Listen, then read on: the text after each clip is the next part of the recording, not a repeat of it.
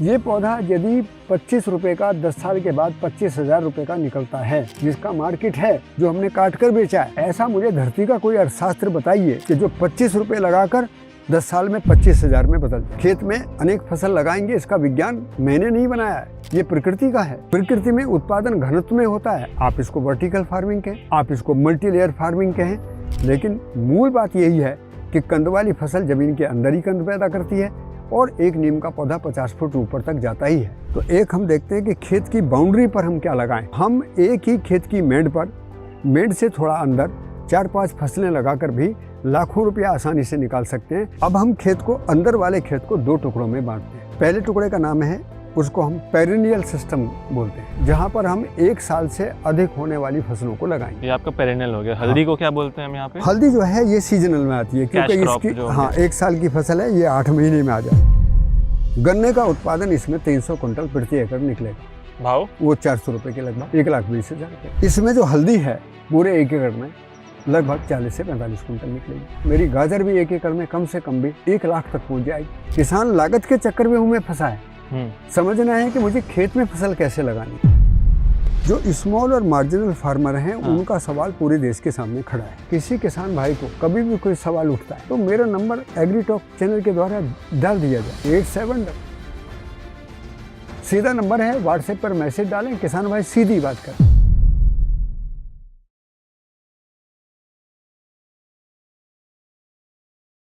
नमस्कार दोस्तों, स्वागत है आप सभी का एक नए वीडियो में। आज के वीडियो में हमारे साथ है पद्मश्री भारत भूषण त्यागी सर। जी नमस्कार सर, प्रणाम। शुक्रिया हमें आपके फार्म पे स्वागत करने के लिए और अपने समय के लिए। बहुत कुछ उम्मीद कर रहे हैं आपसे आज सीखेंगे, बिल्कुल, और ऑफ कैमरा ऑलरेडी बहुत कुछ सीख चुके हैं। शुरुआत करते हैं सर। बहुत सारा आजकल multi layer farming, vertical farming के बारे में अलग अलग लोग बात कर रहे हैं। एक तो बंद कमरे में भी वर्टिकल फार्मिंग बात हो रहा है, लेकिन आपका कॉन्सेप्ट जो है वो मल्टी लेयर फार्मिंग का, वर्टिकल फार्मिंग का, आउटडोर्स का है। होता क्या है सिंपल शब्दों में ये मल्टी लेयर फार्मिंग? देखिए, एक लंबे समय तक प्रयास करते हुए मैं पहले ये कहना चाहूँगा कि आप सभी का, एग्रीटॉक की पूरी टीम का भी और पूरे देशवासियों को भी मैं एक संदेश देना चाहूँगा। मैं सभी का हृदय से स्वागत करता हूँ। और ये कृषि तीर्थ के रूप में एक प्रयोग स्थली है, जहाँ पर रसायन मुक्त खेती के लिए नाना प्रकार के प्रयोग हुए हैं। और उसी में से जब हम लोगों ने पहले जो प्रयोग शुरू किए थे, उसका आधार था कि खेती में अर्थव्यवस्था को हम कैसे देखें तथा इनपुट को हम कैसे ऑन फार्म पर बनाने का काम करें। अर्थात खेती के लिए खाद, खेती के लिए दवाई, खेती के लिए कोई भी ऐसी चीज़ें हैं, उनको हम अपने खेत पर कैसे तैयार करें। क्योंकि अंतर्राष्ट्रीय स्तर पर भी जैविक खेती के जो मानक तय किए गए थे, उनमें सबसे बड़ी सिफारिश यही थी कि बाजार की कृत्रिमता से जहाँ तक भी हम बच सकते हैं बचें। लेकिन इसमें एक चर्चा भी मैं आपके सामने करता जाऊँगा कि वैज्ञानिकों के द्वारा भी जो भी बायोलॉजिकल इनपुट की बात हुई थी, वो भी कहीं ना कहीं बाज़ार के हवाले होती हुई किसानों तक उस क्वालिटी के साथ नहीं पहुंची, बल्कि ज़्यादा महंगी हो गई और क्वालिटी ख़त्म हो गई। तो ऐसी स्थिति में वैज्ञानिक की भूमिका भी किसानों के साथ कमज़ोर हुई। अब सवाल ये उठता है कि जब हम कहीं तंत्र हमारा बिखरता है तो फिर हम क्या करें। तो इसके लिए मैं एक बहुत बढ़िया सूत्र आपको देता हूँ कि जब देहात में हम काम करते थे, रस्सी उलझ जाती थी, तो फिर रस्सी का छोर घूमते थे। छोर कहते हैं उसका हिस्सा कहाँ है, जिसको पकड़कर मैं इसको सुलझा सकूं। तो ऐसे ही इन सारी उलझी हुई पहेलियों को लेकर हम भी एक दिन इस छोर को सुलझाने में लगे और मध्यस्थ दर्शन सहअस्तित्ववाद के प्रकाश में प्रकृति की व्यवस्था को देखने का, समझने का प्रयास किया। और साथियों, वहाँ से ये मल्टी लेयर, वर्टिकल और इंटरक्रॉपिंग, बहुत सारी चीज़ें जो प्रकृति की विविधता का स्वरूप है, ये उभर कर सामने आया। तो आज इस संदर्भ में आपसे चर्चा करते हुए मुझे बहुत खुशी है कि हम अपने खेत पर प्रकृति के सिद्धांतों को जो देखते हैं, उसका एक छोटा सा चित्रण मैं आपके सामने रखना चाहूँगा। प्रकृति का जो मूल स्वरूप है वो सहअस्तित्व है। सहअस्तित्व का मतलब है कि धरती, पेड़ पौधे, पशु पक्षी और मनुष्य, ये चारों चीज़ें साथ साथ हैं, इनको कभी अलग कर ही नहीं सकते आप। और व्यापक ऊर्जा में सारा पदार्थ जो है वो ऊर्जित होकर क्रियाशील है, और क्रियाशीलता एक आचरण में निश्चित है। आचरण क्या चीज़ है? श्रम गति परिणाम के साथ में हर क्रिया अपनी पूर्णता के लिए प्रयासरत है, और वो एक जगह जाकर आप देखेंगे तो वो निश्चित परिणाम के साथ है। गेहूं का दाना गेहूं के रूप में, नीम का पौधा नीम के रूप में, बकरी, कुत्ते, बिल्ली, बंदर और ज़मीन के अंदर जीवाणु से लेकर पूरी संरचना जो हमको समझ में आती है, ये सहअस्तित्व में पूरकता, उपयोगिता, समृद्धि के रूप में काम करती है। एक इकोसिस्टम जो हम कहते हैं। साथियों, ये बात जब समझ में आई तो प्रकृति में मित्र कीट, शत्रु कीट, ये अच्छा है, ये बुरा है, ये सही है, ये गलत है, ये चीज़ें दिमाग से बाहर निकलने लगी। पता लगा ये संपूर्ण प्रकृति तो शाश्वत सत्य है। इसको सनातन तत्व के रूप में भी हमारे ऋषि मुनियों ने समझा है, और उसी आधार को ध्यान में रखते हुए हम लोगों ने खेती का एक नया स्वरूप, उसकी सैद्धांतिक संरचना को देखने की कोशिश की। साथियों, लघु और सीमांत किसान इसको बहुत आसानी से देख सकते हैं। खेत में मिट्टी की उर्वरता कैसे बढ़ानी है, तो अभी एक तरीका तो यह है कि मैं मिट्टी की उर्वरता बढ़ाऊं, मैं उसके लिए खाद बनाऊं।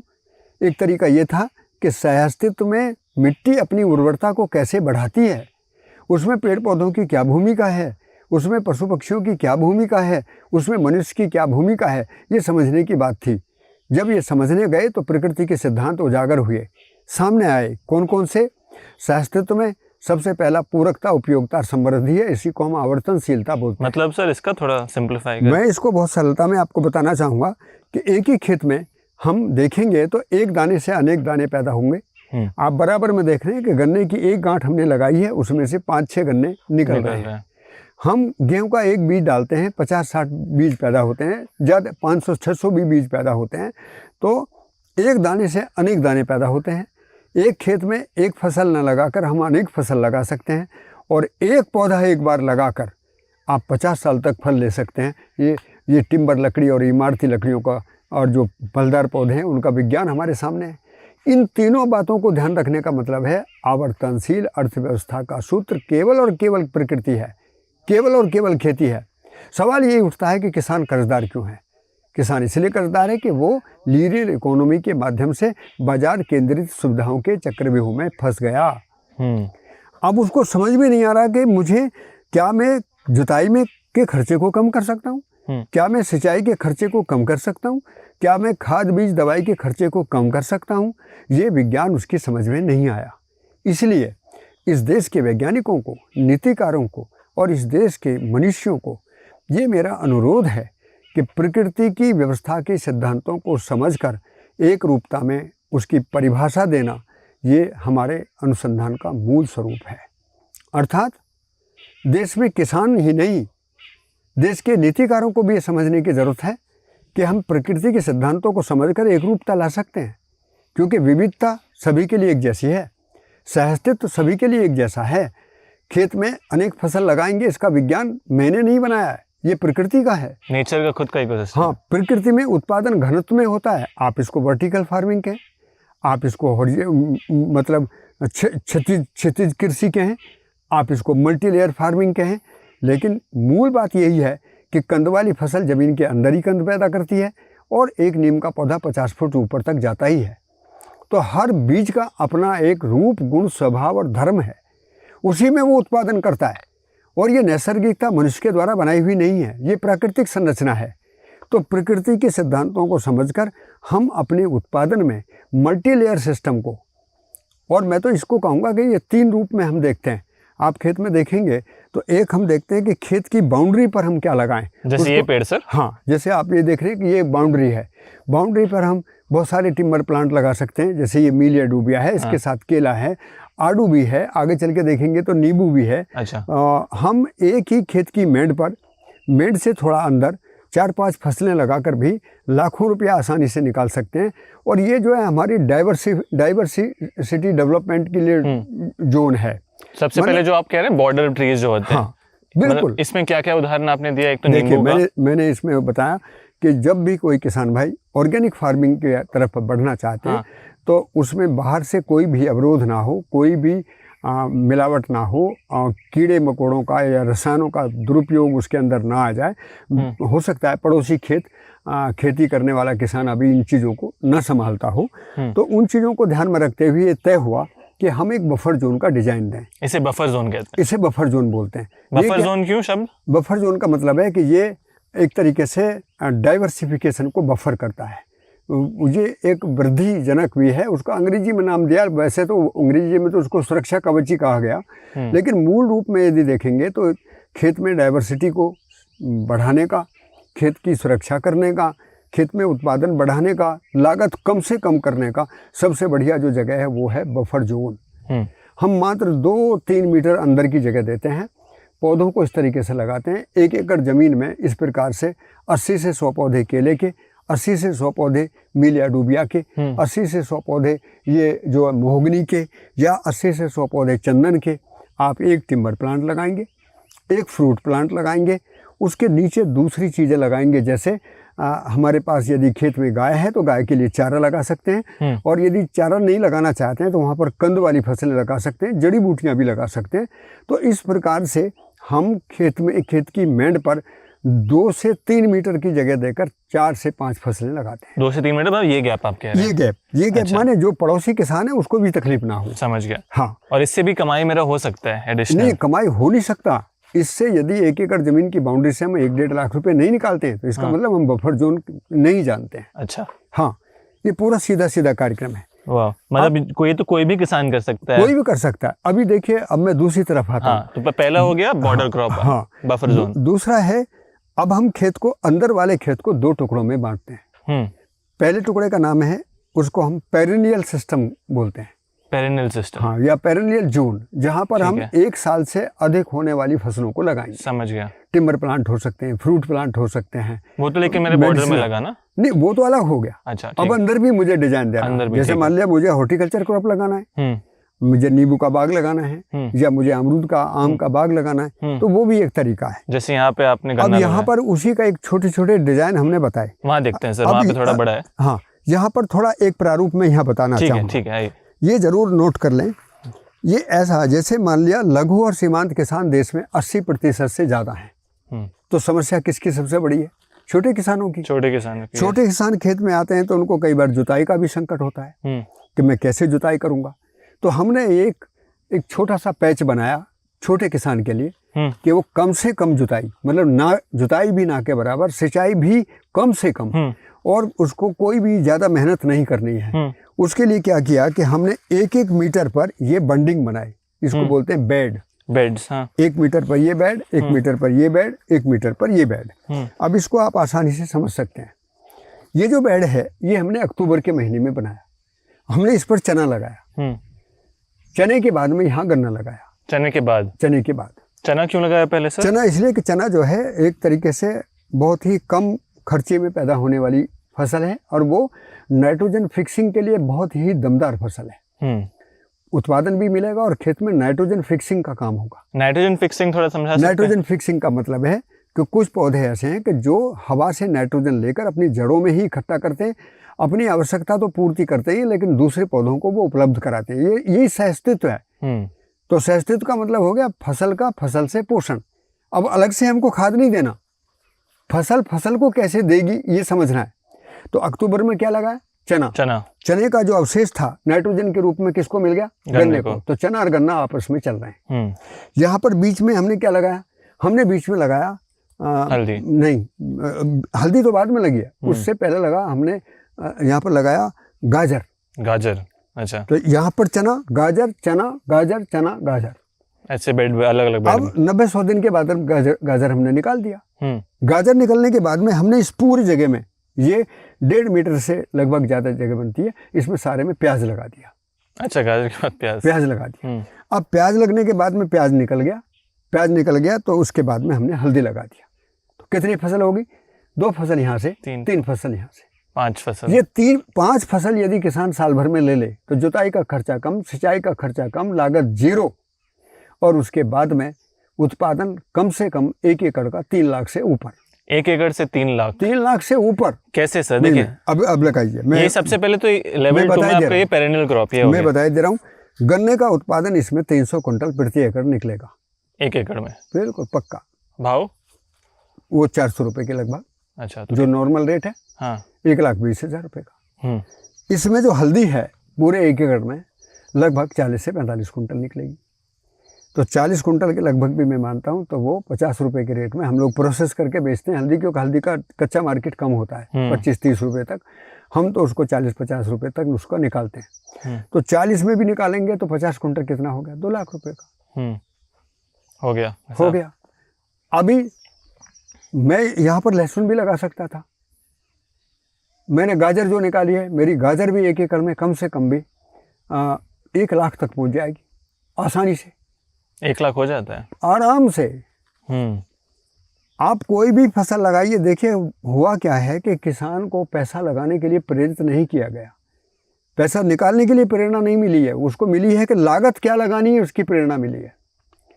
किसान लागत के चक्कर में हमें फंसा है। समझना है कि मुझे खेत में फसल कैसे लगानी है।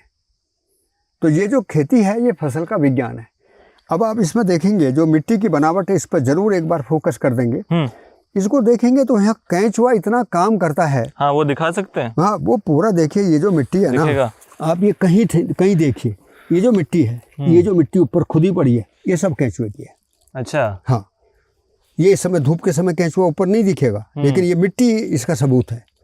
ये सारी कास्टिंग है। अच्छा, ये सारे केंचुओं का? सारी कास्टिंग, सबका पूरा देखिए ऐसे तरीके से देखिएगा। वो कैसे सर, जो केंचुए कैसे बढ़ाते हैं? कैसा ऐसी है क्योंकि केंचुआ जो है जब जमीन का पीएच वैल्यू बिल्कुल ठीक होता है, नमी की मात्रा संतुलित होती है, तो जमीन के अंदर का एक वातावरण है ताप दाब नमी जो जमीन के अंदर काम करता है, उसमें जैसे ही ऊपर की वनस्पतियों के अवशेष सतह पर उसको मिलने लगते हैं, केंचुआ नीचे से ऊपर काम करने लगता है। केंचुए का अपना एक विज्ञान है काम करने का, और उसका भी नियंत्रण प्रकृति के साथ जुड़ा है। मैं एक और सुंदर घटना यहाँ बताना चाहूँगा कि अभी जब दो बारिश पहले ही हुई हैं, तो उसमें केंचुआ भारी हमको रास्ते पर दिखाई दिया, भारी मात्रा में। लेकिन अब की जो बारिश हुई, यही जो बारिश हुई है, उसके बाद में केंचुआ कम हुआ। इसका मतलब कई बार बरसात के पानी में भी नाइट्रेट जैसी चीज़ें अधिकता में आ जाती हैं। अच्छा, और वो भी धरती पर आकर इन चीज़ों का नियंत्रण करती हैं। वो नाश नहीं करती, वो नियंत्रण करती है। कई बार वही केंचुआ ज़्यादा बढ़ेगा, फिर दूसरी चीज़ें ज़्यादा बढ़ेंगी। तो हमने क्या देखा कि जैसे ही केंचुए का काम बंद हुआ तो झींगुर का काम बढ़ गया। अच्छा। जो झींगुर होते हैं, जो मोटी मिट्टी उखालते हैं, सुरंग बनाते हैं, छोटा भी होता है बड़ा भी होता है, जो अंदर गहरे बोर भी करता है, वो सारे आगे। उससे क्या मिट्टी की संरचना और ऊपर से ज़्यादा भुरभुरी होने लगी। तो ये प्रकृति का जो विज्ञान है, ये खेती को समझने की ज़रूरत थी। अब हमको क्या करना है, हम यहाँ से घास निकालते हैं केवल किसके लिए? गौशाला के लिए। मेरे परिवार में 30 गाय हैं, 10 एकड़ ज़मीन है। इन गायों के लिए कोई चारा दाना या कोई भी चंदा या कोई आर्थिक मदद बाहर से नहीं आती। तो अपने खेत ये इसी खेत में से रोज़ घास निकलती है। 4-5 परिवार हैं, खेत में से घास निकालते रहेंगे। घास हमारे लिए सरदर्दी नहीं है, घास हमारी गायों का भोजन है। और गाय घास खाने के बाद में दूध भी देती है, गोबर भी देती है, पेशाब भी देती है, उसके पास श्रम भी है। यदि हम इन सारी चीज़ों को समझते तो गाय खेती के लिए शर्त नहीं है, गाय किसान के लिए उपयोगी है, किसान परिवार के लिए उपयोगी है। आज मैं एक ऐसा किसान हूँ जिसके घर में 2-3 कुंटल देसी घी रहता है। मैं दूध बेचता नहीं हूँ, उसको रोजाना की मट्ठा परिवार के लोग प्रयोग करते हैं, और बाकी घी जो है वो घर में रहता है। और सारा चारा आप ही के खेत से? सारा चारा खेत से जाता ही है। हाँ, जितना गेहूं का भूसा जितना निकलता है उसको इकट्ठा कर लेते हैं, और यदि आवश्यकता बनती है तो उस समय हम 20-30 हज़ार रुपये का भूसा खरीद भी लेते हैं। समझ गया। वो भी खरीदते उन किसानों के यहाँ से हैं कि जो किसान कम से कम ना के बराबर रसायनों का प्रयोग करते हैं। और उसमें बड़ी पहली शर्त यह है कि जो हर्बिसाइड का प्रयोग बिल्कुल नहीं करता है उसको, क्योंकि यदि हम खरपतवार नाशी दवाइयों का प्रयोग करते हैं खेत में तो महाअपराध करते हैं। वीडिसाइड। तो करना क्या है, हमको भी किसानों को समझने की ज़रूरत है कि परिवर्तन के दौर में किन चीज़ों से ज़्यादा बचा जाए। हम हर्बिसाइड से बचें, क्योंकि हर्बिसाइड जितना इस्तेमाल होगा ज़मीन की उर्वरता उतनी ख़त्म हो जाएगी। दूसरी बात है कि इंसेक्टिसाइड पेस्टिसाइड का भी इस्तेमाल कम करें और बंद कर दें तो अच्छी बात है, क्योंकि प्रकृति का जो अपना नियंत्रण है। देखिए यहाँ पर क्या है, हल्दी के पत्ते की एक गंध है, हल्दी के जड़ों के अंदर से एक गंध है। गन्ने का अपना कार्यक्रम है। जिस गन्ने में हमने पहले प्याज लिया था, गन्ने के साथ कहीं लहसुन, गन्ने के साथ कहीं प्याज, इस जगह हमने लहसुन लिया है। लहसुन के बाद अब हल्दी हो गई। अब हल्दी के बाद क्या करेंगे, हल्दी के बाद इसमें अब कहीं मिर्च लगाएंगे, कहीं आगे चल के गोभी लगाएंगे। क्योंकि ये हम इसलिए क्यों करते हैं कि जब बंदर ऊपर से देखकर इसको नुकसान पहुंचाता है तो हल्दी का पत्ता बड़ा हो जाएगा तो वो उसमें छुपा रहेगा। सारा प्लानिंग है। क्योंकि प्लानिंग इसलिए है कि खेत में बहाने से काम नहीं चलता, खेत में समझ से काम चलता है। एक चीज मैं यहाँ देख रहा हूँ कि यहाँ आपका हल्दी और गन्ना बड़ा है ज्यादा, हाँ। वहाँ की तुलना में, ऐसा क्यों? वो क्रम से लगाया हुआ है, वो अलग अलग बीज भी हैं। अच्छा। यहाँ पर गन्ने के भी 10-15 बीज हैं। अच्छा। जिनके बारे में भी गन्ने में बहुत बीमारी आती है, गन्ने को ये होता है, तो यहाँ पता लगा है कोई बीमारी नहीं आती। क्योंकि बीमारी आने का मतलब है कि गन्ने का पोषण ठीक नहीं है और गन्ने का जो बाहर का जो क्लाइमेट है वो भी ठीक नहीं है। उसमें कीड़े और जो मकोड़े आने थे उनका कोई नियंत्रण नहीं है, तो कोई भी एक कीड़ा गन्ने को नुकसान पहुंचाएगा। पर मैंने देखा है कि उन्हीं बीजों को लाकर हम अपने खेत में लगाते हैं तो इसका कोई भी बीमारी, कोई भी प्रकोप यहाँ नहीं दिखता। तो मल्टीलेयर प्रोडक्शन का एक बहुत बड़ा फायदा ये भी और निकल कर आया कि मल्टीलेयर प्रोडक्शन में कीड़े बीमारियों का नियंत्रण, खरपतवारों का नियंत्रण, सब खेत में जमीन की पीएच वैल्यू ठीक होना, जमीन का कार्बन बढ़ना, जमीन के अंदर जीवांश कार्बन जो है वो, उसके साथ साथ जीवाणु तंत्र कितना समृद्ध होना चाहिए वो अपने आप होता है। तो ये क्या ना, ये प्रकृति के साथ समझने की जरूरत थी। ये अच्छा, ये किसी व्यक्ति विशेष किसान की, मान लो मैं ही कहूँ कि ये मैंने बनाया, ऐसा नहीं है। हम प्रकृति की संरचना को यदि ऐसा देखते हैं तो ये ऐसे ही काम करेगी, हर किसान के खेत में काम करेगी, पहाड़ पर भी करेगी। तो इसलिए प्रकृति की व्यवस्था को समझने के बाद में कोई व्यक्ति विशेष नहीं है। सब ज्ञान संपन्न होने पर व्यक्ति साधारण होगा, सहज होगा, सबके लिए एक समान होगा, और वहीं से हमको परिभाषा से आगे बढ़ने की जरूरत है। दो चीज़ जो सबसे पहले मैं समझ रहा हूँ कि सर जी, मतलब जो मल्टीलेयर में एक तो बॉर्डर क्रॉप हो गया, दूसरे गन्ने को क्या बोलते हैं, पेरिनियल। ये पेरिनियल, और इसको जो हल्दी है यहाँ पे गन्ना हम कम से कम इसको 6 वर्ष चलाएंगे, 6 वर्ष, क्योंकि ये 5 वर्ष का खड़ा है। अच्छा, ये 5 वर्ष का आपको चल रहा है। हाँ।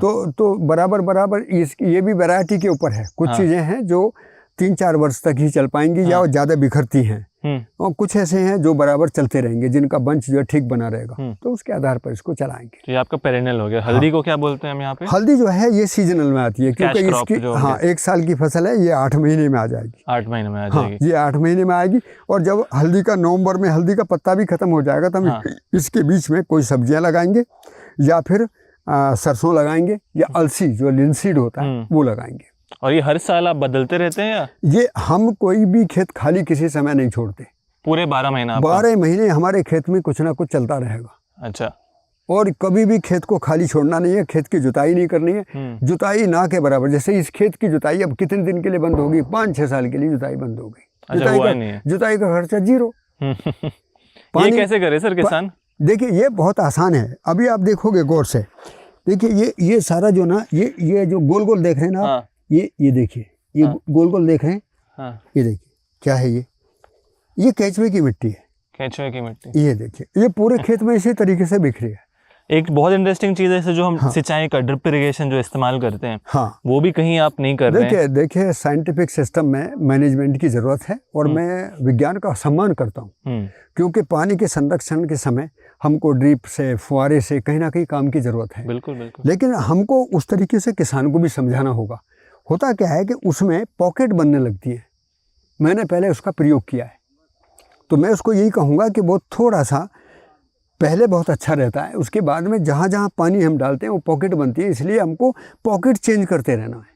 तो आप कैसे करते हैं सिंचाई यहाँ पे? अब तो मैं ये लाइन विधि से करता हूँ, क्योंकि मेरा इसमें मैनेजमेंट है कि ये जब ये इनको नाली भरता हूँ यहाँ तक, इतना ये फ्लड इरीगेशन ही है, लेकिन ये टनल प्रोसेस है।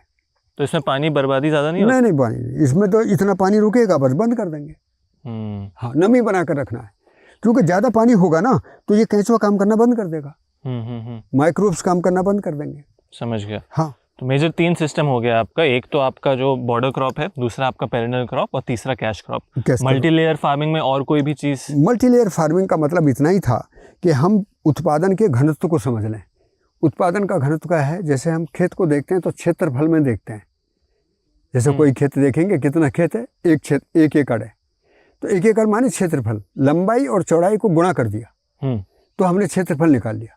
लेकिन जब हम खेती का, जमीन का उपयोग करते हैं, सदुपयोग करते हैं, उसको एक हमने प्रयोजन बनाकर उसको उसमें से उत्पादन लेना है, तो अब हम उसको घनत्व में देखते हैं।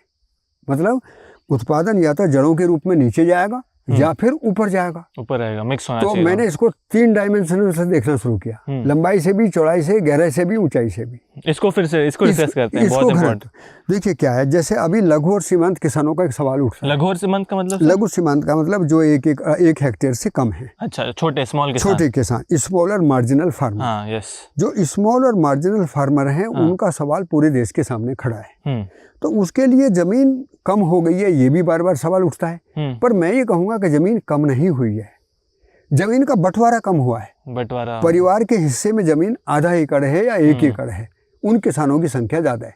तो अब वो खेती कैसे करेंगे? तो हमने उनसे कहा कि मल्टी लेयर सिस्टम जो है वो मल्टी लेयर अप्रोच बढ़ा देता है। कैसे? हमें 1 एकड़ जमीन 13 एकड़ दिखती है। देखिए आम का पौधा दिख रहा है आप, ये पौधे दिख रहे हैं, ये पौधा कितना होगा? ये 40 फुट ऊंचा है, और इसकी जड़ कहाँ है? जमीन के अंदर है। तो प्रोडक्शन मुझे कहाँ से मिल रहा है? जमीन के अंदर भी है, जमीन के बाहर भी है। यदि अंदर नहीं होता तो बाहर कैसे होगा?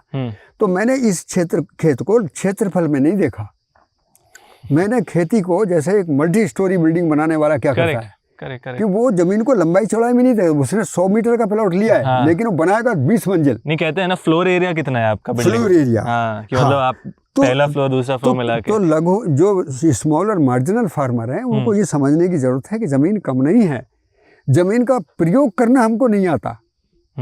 हम यदि मल्टी लेयर प्रोडक्शन में जाएंगे तो प्रोडक्शन डेंसिटी बढ़ जाएगी। तो इसमें जो आप बता रहे थे कि एक नीचे जाना चाहिए, एक ऊपर जाना चाहिए, एक लंबा होना चाहिए, एक छोटा होना चाहिए। बिल्कुल बिल्कुल। और इसको थोड़ा मतलब उदाहरण के साथ समझा सकते हैं? इसको ऐसा कि जैसे किस पौधे को कहाँ लगाना, जैसे ये गन्ने का है, गन्ना है, ये ऊंचा हो गया। अब के सवाल किसान पूछेंगे कि आपने 2 लाइन यहाँ लगाई, इससे तो क्या करते, इन दोनों लाइनों को भी यहाँ लगाते, हल्दी को इधर एक जगह लगा देते। ऐसा भी पूछ सकते हैं ना किसान। लेकिन इससे क्या पता लगा कि गन्ने को एक निश्चित क्षेत्रफल हमने दिया, ये डबल लाइन है एक, और फिर डबल लाइन दूसरी। अब हम क्या करेंगे, जितना प्रोडक्शन इसमें आना था हमने इसके प्रोडक्शन को यहीं लिया है। अच्छा, जितना टोटल में आता है। हाँ, टोटल दो इसमें और इसमें दोनों में जो गन्ने का प्रोडक्शन आना था, अब वो प्रोडक्शन इसमें से आएगा, ये निश्चित है। कैसे? ये इसका नियम है। कैसे?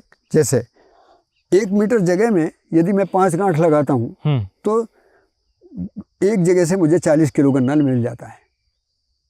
5 बड़ कैसे? ये जैसे ये 1 बड़ है, 1 बड़ के ये गन्ने हैं, कितने गन्ने? 1, 2 और 3 और 4। दूसरी बड़ में 5 हैं, किसी में 3 हैं, किसी में 4 हैं, किसी में 5 हैं, किसी में 10 भी हो सकते हैं। तो यदि मैं 1 मीटर 1 स्क्वायर मीटर में कितना लगाता हूँ? 5 बड़। 5 बड़ लगाकर मुझे गन्ने कितने मिले? 20 गन्ने। 20 से 25। हाँ। एक गन्ने का वजन 2 किलो, तो 20 गन्ने का वजन 40 किलो। तो मुझे 40 किलो वजन यहाँ से मिल सकता है। तो यदि मुझे 1 एकड़ में 400 कुंटल गन्ना निकालना है तो मुझे कितने मीटर चाहिए? 1000 मीटर। और मेरे पास एकड़ कितना है? 4000 वर्ग मीटर का। तो मैं 3 मीटर खाली छोड़ दिया, 1 मीटर में गन्ना लगाया। इसको और किसानों को थोड़ा व्यवस्थित करने के लिए हमने ये 3 मीटर जगह छोड़ी, 2 मीटर में गन्ना लगाया। हर जगह 3 मीटर छोटा है, 2 मीटर में गन्ना है, ताकि गन्ने का एरिया कम और हल्दी का एरिया ज़्यादा। यहाँ पे लेकिन सर इतना खरपतवार आपने आने दिया है? देखिए, पहले वाले सवाल से पूरा हो जाऊं। हाँ। तो क्या है, इससे आपने सवाल किया था कि इससे उतना गन्ना कैसे मिलेगा? हाँ। तो मैंने क्या किया था कि यहाँ का जो गन्ना की लाइन थी उसको मैंने यहाँ इसी में निकाल लिया, और मेरा प्रोडक्शन यहाँ से उतना प्रोडक्शन मुझे यहाँ से मिल गया। अर्थात मैं 300-400 कुंटल गन्ना 1 एकड़ से निकाल सकता हूँ आराम से। और अब मैं सारे खेत में गन्ना नहीं लगाऊंगा, आधा या चौथाई तक लगाऊंगा, आधे से कम, तिहाई या चौथाई। उसके लिए मैंने बराबर का स्पेस छोड़ दिया। इससे क्या है, मेरे गन्ने का प्रोडक्शन ठीक है, मेरे गन्ने को कोई बीमारी नहीं है। हल्दी की गंध से, लहसुन की गंध से और उसके बाद में दूसरी फसल की गंध से गन्ने का पोषण भी होता है। इसमें कहीं भी जड़ काटने का कार्यक्रम नहीं है। यहाँ पेस्ट और डिजीज का इशू नहीं आता? ना कोई यहाँ इंसेक्टिसाइड का इस्तेमाल है, ना पेस्टिसाइड का है, ना हर्बिसाइड का है। यहाँ कीड़े मकोड़े आते नहीं है? कोई साइड, यहाँ सब कीड़े मकोड़े हैं। अच्छा, पूरे कीड़े मकोड़े हैं। उनका बायोलॉजिकल इंटरनल जो कंट्रोल सिस्टम है वो काम करता है। यहाँ सांप भी खूब है, यहाँ कौवा भी है, यहाँ नेवला भी है, कछुआ भी है, यहाँ क्या चीज़ नहीं है, क्योंकि पूरे फार्म में डाइवर्सिटी है। ये कीड़े मकोड़े आपके फसल को बर्बाद नहीं करते? नहीं करते, मैंने तो अब तक देखा नहीं। मैं पिछले 20 साल से यही बराबर अध्ययन कर रहा हूँ। और गन्ने की वैरायटी लाओ, गेहूं की वैरायटी लाओ, धान की वैरायटी लाओ, कुछ नहीं लगता। और सबका सबसे अच्छा चीज़ है कि आपका जो इनपुट कॉस्ट है वो एकदम वो अपने कम हो गया। तो ये इसका कम कारण क्या था? इसका कारण है समझना। यदि हम समझकर खेती करते हैं तो हमको ये सब चीज़ नियम के रूप में स्पष्ट होती है। अब मुझे यहाँ से आमदनी गन्ने की मिल गई और गन्ने के साथ मैंने क्या लगाया था? प्याज। अच्छा, गन्ने से पहले प्याज। हाँ, गन्ने को, ये जो गन्ने का रंग आप देख रहे हैं, ये खाद का काम नहीं है, ये प्याज का काम है। अच्छा, प्याज कैसे मदद करता है गन्ना का? प्याज की जड़ों के जो रस हैं, जो अवशेष जमीन के अंदर प्याज छोड़ती है, ये इसको मिलते हैं। जैसे जो छोटी छोटी प्याज होती हैं हम उनको ही छोड़ देते हैं। इसकी मेंड पर जो मूली, सलजम, गाजर, चुकंदर लगाए थे वो हमने ही छोड़ दिए, निकाल दिए, कुछ बड़े बड़े निकाल लिए और छोटे छोटे छोड़ दिए। जमीन का पेट जमीन से भरना, जमीन में खाद, जमीन को खाद बनाकर देना नहीं है। कोई भी किसी प्रकार का खाद जमीन को नहीं चाहिए। जमीन कहीं भी आदमी के किसी क्रियाकलाप की मोहताज नहीं है। जमीन को समझदारी से काम करने वाला किसान चाहिए। जमीन अपना खाद खुद बनाती है। कहीं भी देखेंगे केंचुआ अपना काम कर रहा है, झींगुर अपना काम कर रहा है, तितली अपना काम कर रही है, इंसेक्ट अपना काम कर, सब अपना काम कर रहे हैं और सब किसान के लिए काम कर रहे हैं। किसान यदि बेहोश है तो सबको मारने पर तुला है और उस मारने के आधार पर ही वो बाजार में फंसा है। बाजार से लाकर एक खरपतवारनाशी, एक कीटनाशी दवाई डाल दीजिए, वही उन्हीं में आवेश पैदा हो जाएगा, वही बीमारी का चक्कर शुरू हो जाएगा। तो हमको यदि इसको बहुत बारीकी से समझना है तो ये पूरा प्रकृति की सहअस्तित्ववादी व्यवस्था को समझने का कार्यक्रम है। इसके बाद में विज्ञान शुरू होता है। विज्ञान क्या है? कितनी दूरी पर बांटा, कितनी दूरी पर लगाया, कैसे बंधाई होगी, कैसे निराई होगी, मशीन कैसे चलेगी, पानी कैसे दिया जाएगा, उत्पादन कैसे निकाला जाएगा। अब हमने कोई ऐसी फसल लगा दी कि उसका उत्पादन निकालने में हमको परेशानी हो गई। गन्ना काटते समय गन्ना को कैसे काटेंगे? वो हल्दी पर गिरेगा तो हल्दी को कोई नुकसान नहीं, लेकिन यहाँ पर कोई और फसल लगी है तो उसको नुकसान हो सकता है। तो फिर गन्ने को निकालने का तरीका क्या होगा? ये सारा नॉलेज है। ये सारा कार्यक्रम जो है ना, ये विज्ञान का कार्यक्रम है। इसको हम एग्रोनॉमिकल प्रैक्टिसेस बोलते हैं पूरा। और वैज्ञानिकों ने इस पर काम किया है पूरे देश में। जैविक खेती केवल ये कार्यक्रम नहीं था कि हम लागत तैयार करके बात करें। जैविक खेती पूरा एक साइंटिफिक मैनेजमेंट भी है। तो नेचर के जो प्रिंसिपल हैं उनको समझना है और प्रकृति के जितने भी वैज्ञानिक दृष्टि से प्रकृति में यंत्र कैसे चलाना। आप देखिए, अभी आपने एक सवाल पूछा था कि जो बहुत सारे फल हैं जो गहरे लाल रंग के आ रहे हैं, काले रंग के फलों की तरफ को आकर्षण बढ़ रहा है। होता क्या है कि ये मनुष्य ने इस बारे में सोचा है कि कहीं ना कहीं हमारा जो, हमने केवल इनपुट के आधार पर मात्रा बढ़ाने का जो काम किया था, हमने केवल क्या बढ़ाया? मात्रा। हाँ, उसकी क्वालिटी नहीं बढ़ाई, क्वांटिटी बढ़ाई। तो क्वांटिटी और क्वालिटी के बीच में जो फर्क आता है उसका कहीं ना कहीं शरीर पर उसके लक्षण दिखते हैं। कैंसर बढ़ रहा है, शुगर की बीमारियां बढ़ रही हैं, तो उसमें कहीं ना कहीं काले रंग का भी कोई उपयोग हो रहा है। लोग काले गेहूं की तरफ आकर्षण कर रहे हैं, काली जामुन का प्रयोग, काले आम का प्रयोग, काले आलू का प्रयोग, काला टमाटर भी आ रहा है। तो ये क्या चीज़ है कि ये रंगों का एक खेल नहीं है, रंगों का अपना एक विज्ञान है। वो कहीं ना कहीं शरीर की उन अवस्थाओं को पूरा करता है। तो विज्ञान भी उधर जाता है। आप जो जैविक खेती से उत्पादन निकाल रहे हैं जी, उसमें आपको लगता है ज़्यादा सेहत के लिए ज़्यादा बेहतरीन, मतलब इसका कोई प्रूफ ऐसा है आपके पास? देखिए, 3 क्रियाओं पर ध्यान देना है। हाँ। आर्थिक असंतुलन, माने किसान की और गांव की आर्थिक व्यवस्था खराब हुई है, इसका विकल्प जैविक खेती है। मतलब कैसे? किसान सारी लागत बाजार से लाता है, उत्पादन बाजार में बेचने जाता है। जैविक खेती में क्या है? बाजार से कोई लागत नहीं लानी है, कोई खाद नहीं खरीदना है। इसके लिए कोई ये कहता है कि जैविक खेती में कहीं खाद खरीद के डालने की सिफारिश, ऐसा बिल्कुल नहीं है। उनको ये विज्ञान समझ में नहीं आया है। खेत अपना खाद खुद बनाता है। जड़ों के अवशेष, फसलों के अवशेष, खरपतवारों के अवशेष, ये जमीन के भोजन है। कुछ लोग इसको आच्छादन के रूप में देखते हैं, मैं आच्छादन के रूप में नहीं देखता, मैं इसको भोजन के रूप में देखता हूँ, फीडिंग के रूप में देखता हूँ। ये जमीन का फीडिंग मटेरियल है। तो अब जो सवाल मौलिक ये है कि आपका कि भाई जैविक खेती में क्या खाद्यान्न का संकट पूरा होगा? क्या हमारी इकोनॉमी ठीक हो जाएगी? क्या हमारा जो नेचर के साथ जितना डिसऑर्डर हुए हैं वो ठीक हो जाएगा? क्या हमारे हेल्थ और एनवायरनमेंट के पैरामीटर पूरे होते हैं? तो मैं आपको ये कहना चाहूँगा कि देश में सभी मनीषी इस पर विचार कर लें कि जैविक खेती एकमात्र ऐसा विकल्प है कि जिसके आधार पर हम जितना भी प्राकृतिक असंतुलन है, सामाजिक असंतुलन है, आर्थिक असंतुलन है, पर्यावरण और स्वास्थ्य के स्तर पर असंतुलन है, उस सबको दूर करने का एकमात्र विकल्प है। तो यदि हम सह अस्तित्व मूलक आवर्तनशील दृष्टि से जैविक खेती करते हैं, वो जैविक खेती जो केवल हम कहीं लागत के आधार पर छोटा मोटा प्रयास कर रहे हैं, उसमें तो विरोध बना ही रहेगा। क्यों? उसका कारण ये है कि हम केवल लागत देख रहे हैं, पूरी व्यवस्था देख ही नहीं रहे। इकोसिस्टम नहीं समझ हमको कोई सिस्टम समझ में नहीं आया, प्रकृति की व्यवस्था समझ में ही नहीं आई। हम तो खाद बनाने पर लगे हैं, दवाई बनाने पर लगे हैं। हमारे ध्यान में कि हमको कीड़े मारने, हमको कहाँ कीड़े मारने, देखिए ये करने की किस्म है। अब इसको गौर से देखिए, कहाँ इसमें कोई रोग दिखाई दे, किसी प्रकार का रोग दिखाई दे, कोई कीड़ा आता है उसमें, वो आप ऊपर देखेंगे एक पत्ती खाइए, वो अपने उसके इतनी भोजन की जरूरत थी, उतना भोजन खा के चला गया, अपना काम करके चला गया। कहाँ झगड़ा इसमें? तो ये सारी चीज़ें जो आपने कहा, कि मैं इसको फिर दोहराता हूँ कि प्राकृतिक असंतुलन का मतलब है कि हमने मिट्टी को खराब कर दिया, पानी को खराब कर दिया, पर्यावरण को खराब कर दिया, हमने खाने पीने में जहर मिला दिया, आने वाली पीढ़ी के लिए कुछ बचा नहीं है। ये प्राकृतिक असंतुलन है। इसका संकट स्वास्थ्य पर भी है, पर्यावरण पर भी है। दूसरा आर्थिक असंतुलन, पूरा गाँव में गरीबी है, बेरोजगारी है, गाँव की कर्जदारी बढ़ रही है, और खेती करते हुए यदि कर्जदारी बढ़ रही है, इसका मतलब खेती करना हमको नहीं आता। तो हमने देखा कि 1 एकड़ जमीन से यदि 4 लाख रुपए हम निकालते हैं, तो फिर किसान करे 4 लाख रुपए जब कहते हैं प्रॉफिट, हाँ, इसमें प्रॉफिट है। इनपुट कॉस्ट कम हो गई, आपकी मेहनत जो है वो लग रही है। मैं 72 साल का आदमी 6 घंटे खेत में काम करता हूँ। यदि इस शरीर का श्रम का मैं प्रयोग नहीं करूंगा, तो मैं 72 साल की उम्र में इस तरीके से बात नहीं करूंगा। बिल्कुल। वही तो मैं देख के शौक हूँ कि आप 72 साल के हैं। हाँ, और एक और बड़ी बात बता दे रहा हूँ कि मैं केवल काम ही नहीं करता, मैं पूरे कार्य के विज्ञान को, जो 4 परिवार यहाँ पर काम करते हैं, उनको भी मैं ये कहता हूँ, न थकना है, न धूप में परेशान होना है, केवल हमको व्यवस्था को समझकर काम करना है। किस समय हमको खुरपा चलाना है, किस समय हमको दनाती चलाना है। जैसे इस समय हमको खुरपा चलाना बंद है। खुरपा माने मिट्टी उखाड़ने का काम बंद। वो कौन कर रहा है? मिट्टी उखाड़ने का काम झींगुर और केंचुआ कर रहे हैं। तो हमें क्या करना है? हमें गाय के लिए घास निकालनी है बस। तो 4 दराती से ऊपर से घास को काटना है। क्या बढ़िया हो गया। हर समय खेत में कब क्या यंत्र चलाना है, कैसे चलाना है, ये तो पूरा समझना है।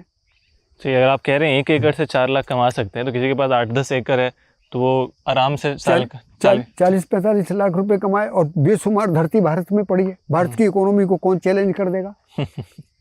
लेकिन हम यदि उनको छोटी छोटी लागत में फंसा कर रखेंगे कि आपको खाद का तरीका ये बनाना है, आपको दवाई ऐसे बनाना है, आपको ये करना है, वो करना है, तो करने ना करने में नहीं फंसाना है, समझना और समझाने में की तरफ प्रेरित करना है।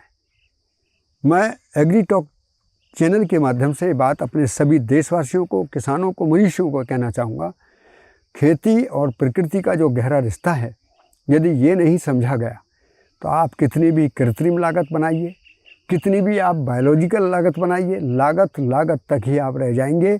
आपको उत्पादन व्यवस्था समझ में नहीं आएगी।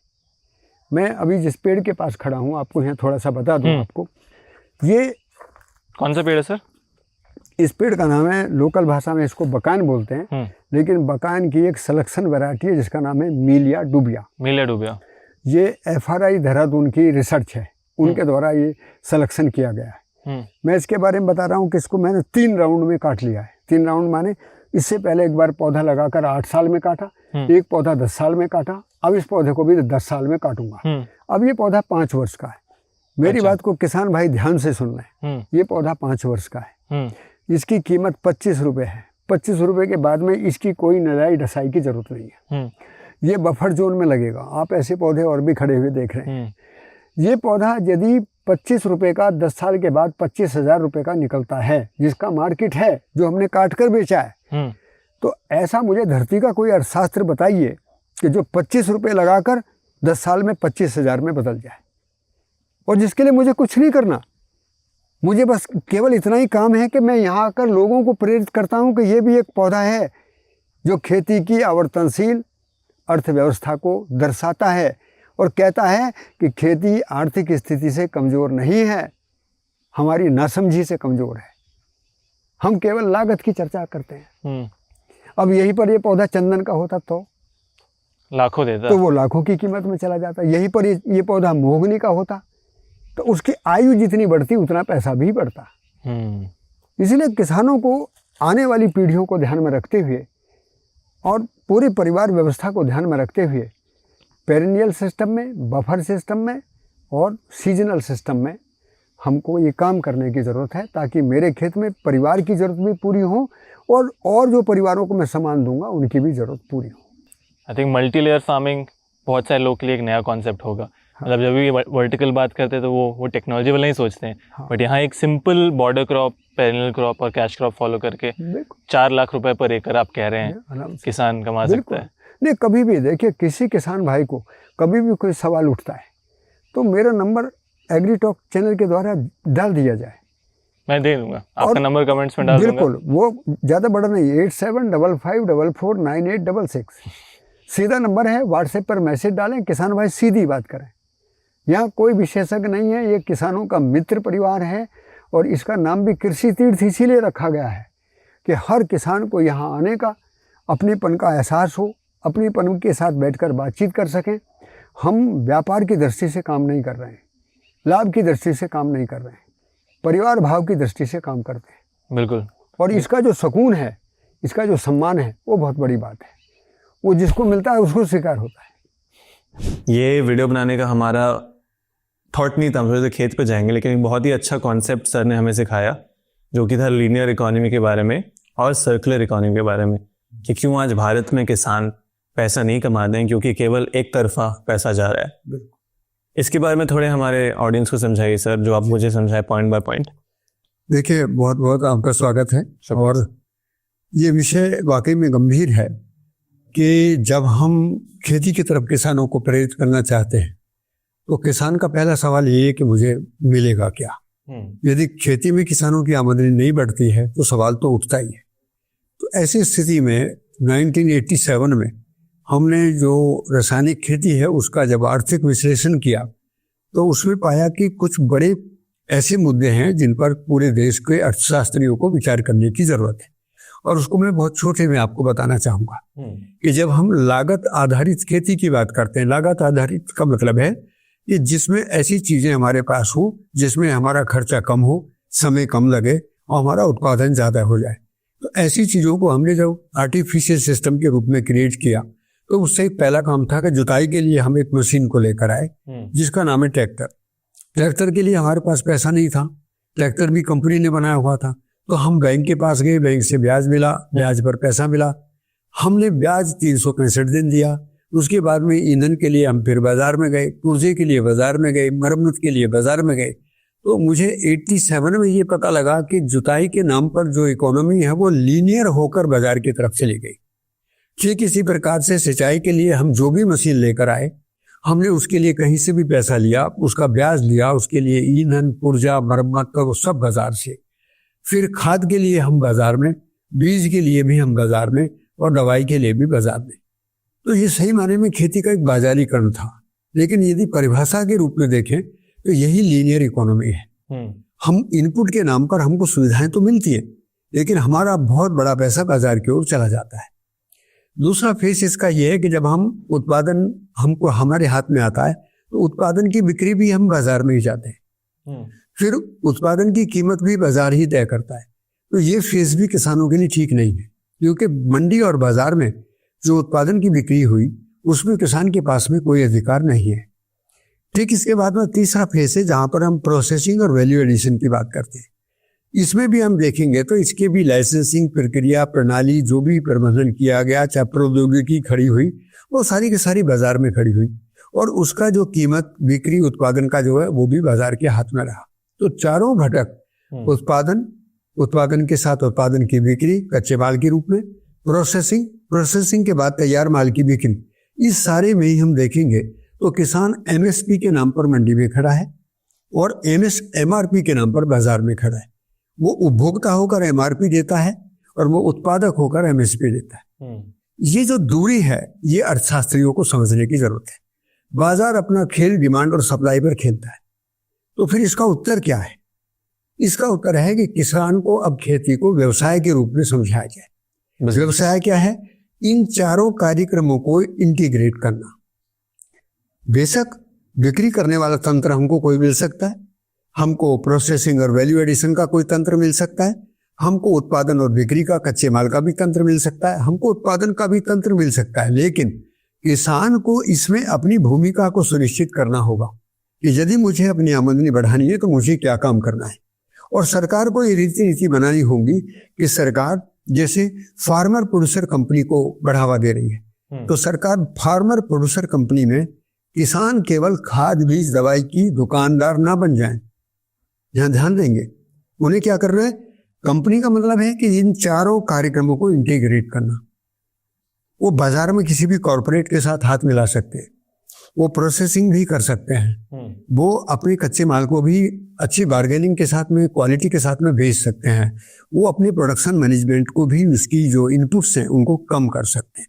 तो इस प्रकार से यदि एफपीओ सेंट्रिक कृषि को व्यवसाय के रूप में किसानों को हम समझाते हैं, तो बात चाहे जैविक खेती की हो, चाहे प्राकृतिक खेती की हो, या कोई और भी तरीका हो सकता है, उससे खेती में एक बहुत बड़ा बदलाव होगा।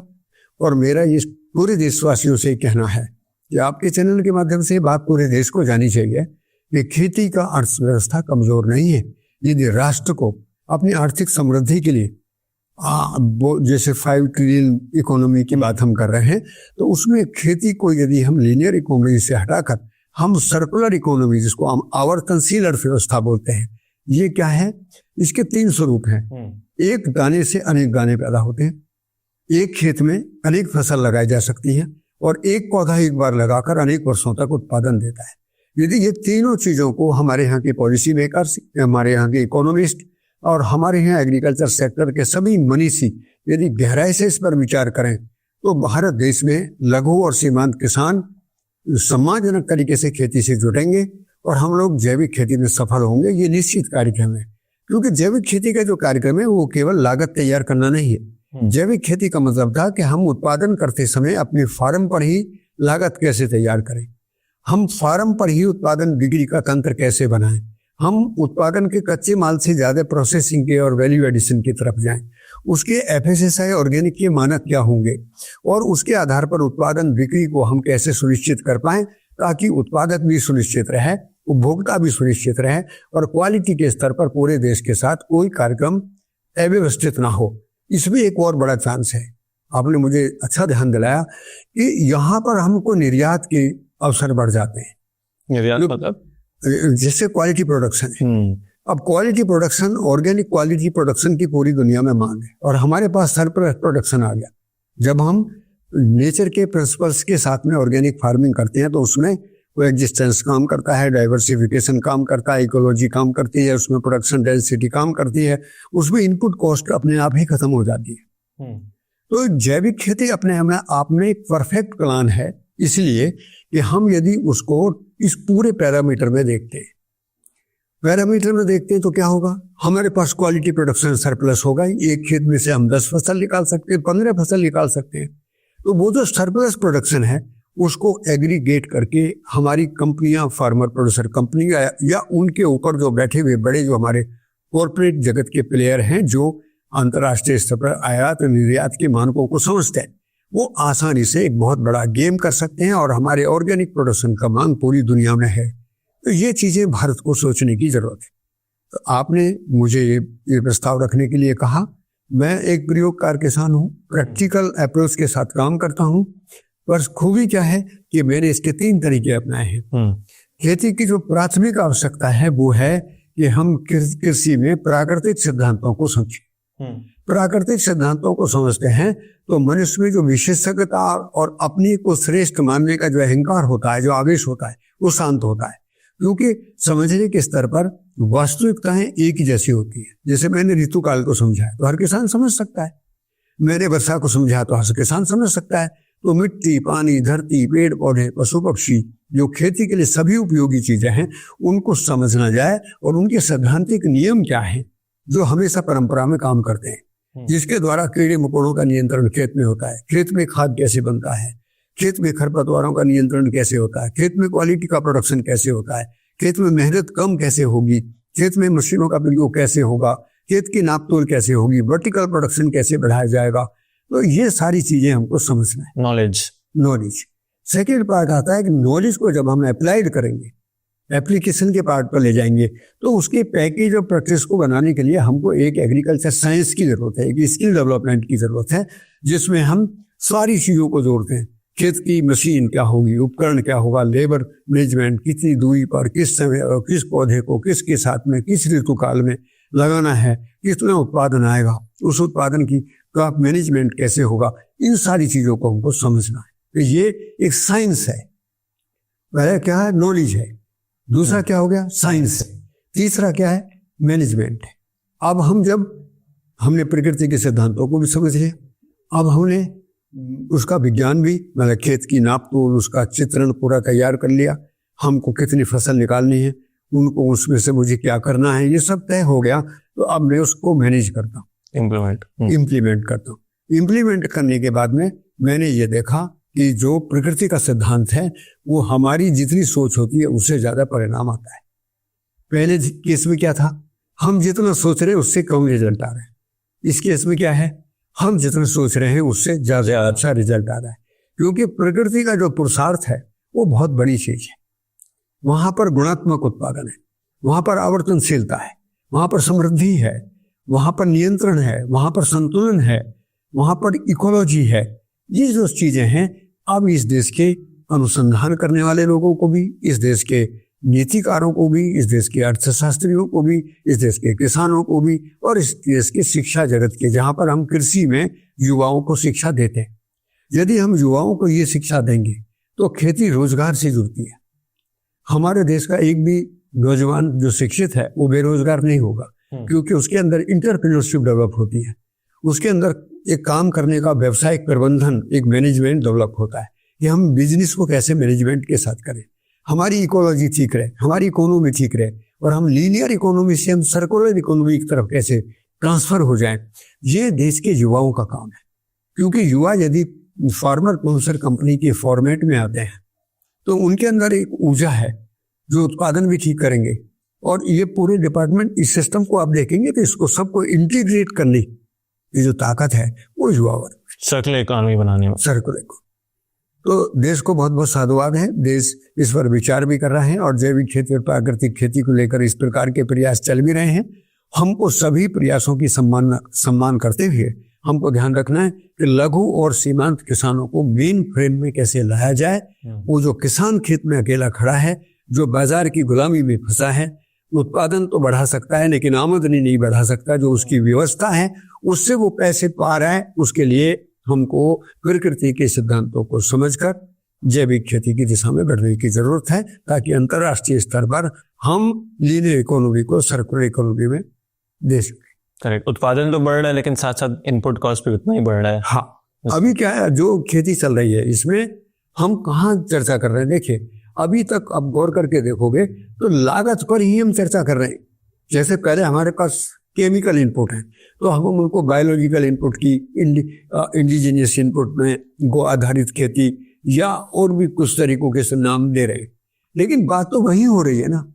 जबकि ये पूरा एक सिस्टम है, तो हम केवल एक छोटे हिस्से में काम ना करें बल्कि पूरे ही सिस्टम पर काम करें, ताकि हमारी एग्रीकल्चर की रिसर्च, हमारा एग्रीकल्चर की पॉलिसी, हमारी एग्रीकल्चर का एजुकेशन वो बिल्कुल कंटेंट पर हो। बल्कि मैं तो ये कहूँगा कि हरित क्रांति हमने परिस्थितियों में अपनाई थी, आज हमको व्यवस्था की ओर चलना है। तो परिस्थितियों से व्यवस्था की ओर चलने के लिए ये जैविक खेती का प्रस्ताव है। हमने इसको एक नाम दिया है, सह अस्तित्व मूलक आवर्तनशील कृषि। इसको हम समक पद्धति भी बोल देते हैं। हमारे एक मित्र हैं, स्टेट कोऑर्डिनेटर रहे हैं उत्तर प्रदेश सरकार में, उनको जब हमने एक प्रस्ताव दिया था कि भाई सहस्तित्व तो कैसे काम करता है और इकोनॉमी आवर्तनशीलता के साथ कैसे काम करती है, तो उनका नाम है डॉक्टर प्रभाशंकर ओझा। उन्होंने बहुत सुंदरता से इसका नाम दिया कि इसको तो यदि सहस्तित्व मूलक आवर्तनशील कहा जाए तो देश में बहुत सारी समस्याएं जो लघु और सीमांत किसानों की हैं या करने के तरीकों में भी कहीं प्रतिक्रियाएं, उनसे भी हम पार पा सकते हैं। तो आप एक प्रस्ताव ये भी दे सकते हैं, और मैं पूरे देशवासियों से निवेदन भी कर रहा हूँ कि हमको प्रकृति के सहअस्तित्व को समझना है। धरती, पेड़ पौधे, पशु पक्षी आपस में कैसे पूरकता, उपयोगिता और समृद्धि के साथ काम करते हैं, उनमें नियम नियंत्रण संतुलन कैसे काम करता है, उसमें विविधता, घनत्व और नैसर्गिकता कैसे काम करती है। यदि ये साइंटिफिक सिस्टम के साथ हम आगे बढ़ेंगे तो वास्तव में जैविक खेती हमारे पास में अपार संभावनाएं हैं, और हम पूरी दुनिया को बहुत अच्छे से क्वालिटी प्रोडक्शन के साथ निर्यात कर सकते हैं, देश की इकोनॉमी को बढ़ा सकते हैं, और ये इकोनॉमी और इकोलॉजी का एक बहुत बड़ा संतुलन है, जिसको हम लीनियर इकोनॉमी के बजाय हम सर्कुलर इकोनॉमी के रूप में देख रहे हैं। इसी विश्वास के साथ आपके साथ मेरी चर्चा हुई। मैं सभी को हृदय से साधुवाद करता हूँ। अपने चैनल को भी, अपने चैनल का नाम है एग्री टॉक, और एग्री टॉक के माध्यम से ये बात पूरे देश को जाए। शुक्रिया सर। आई थिंक बहुत बढ़िया इंटरेस्टिंग वीडियो था। मैं उम्मीद करता हूँ कि अब आपने नंबर तो दे ही दिया है, लोग डायरेक्टली आपको कांटेक्ट कर सकते हैं। अगर आप यहाँ आके सीख सकते हैं तो इससे बेहतरीन और कुछ नहीं होगा। शुक्रिया सर, आगे हम ज़रूर मिलेंगे।